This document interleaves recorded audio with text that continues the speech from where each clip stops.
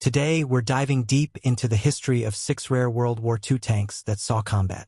These behemoths, while not as famous as their counterparts, played unique roles on the battlefield. Let's explore their stories. First up, the Panzerkampfwagen V/4, more commonly known as the Panzer IV/70. This tank destroyer was an evolution of the Panzer IV chassis, equipped with the formidable 75mm Pak 42L/70 gun. Developed in late 1944, it aimed to combine the firepower of the Panther tank with the versatility of the Panzer IV. The Panzer IV/70 was highly effective against Allied armor thanks to its powerful gun and low profile, which made it harder to spot and hit. However, its heavier gun made it less mobile than earlier Panzer IV variants. Despite its strengths, only about 930 units were produced, making it a rare sight on the battlefield. Next, we have the T14 Heavy Tank, an American-British collaborative effort. Conceived in 1942, the T14 was designed to support infantry with its thick armor and a 75mm M3 gun. The idea was to create a tank capable of withstanding heavy fire while still providing substantial firepower. Despite its promising design, the T14 faced numerous development delays and was deemed unnecessary due to the success of the M4 Sherman and the introduction of the M26 Pershing. Only 2 prototypes were built, and while it never saw widespread combat, it remains an interesting what-if in tank development history.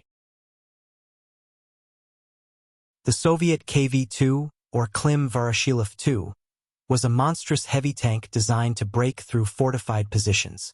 Introduced in 1940, it was armed with a massive 152mm howitzer, making it one of the most heavily armed tanks of the war. Its thick armor made it nearly invincible in the early stages of Operation Barbarossa.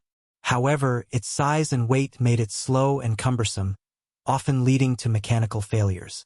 Despite these drawbacks, its sheer firepower made it a fearsome opponent.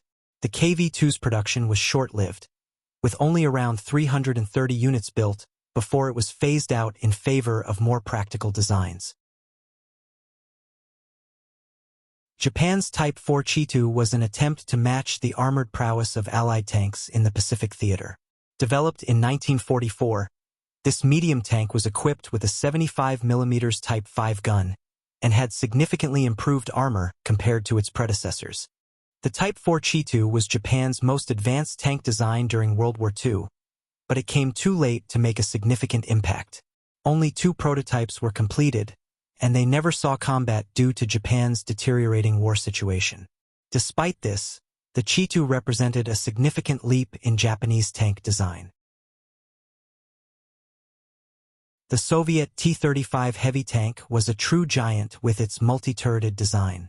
Introduced in 1935, it was intended to serve as a breakthrough tank. With 5 turrets and a mix of 76.2mm and 45mm guns, it looked formidable on paper. In reality, the T-35 was plagued by mechanical issues and poor mobility. It was more effective as a propaganda tool during parades than on the battlefield. By the time of the German invasion in 1941, most T-35s were either lost to mechanical breakdowns or captured. Only 61 units were built, marking it as a rare and largely ineffective tank in combat. Lastly, we have the American M6 Heavy Tank. Designed in 1940, it was the United States' first attempt at a heavy tank. Armed with both a 76mm M7 gun and a coaxial 37mm gun, it featured robust firepower and armor. Despite its strengths, the M6 was considered too heavy and cumbersome for the rapidly evolving battlefield. Only 40 units were produced, and they never saw combat, as the U.S. Army preferred the more versatile M4 Sherman. The M6 remains a rare example of early American heavy tank development. Comment below of what I should talk about next and subscribe for more.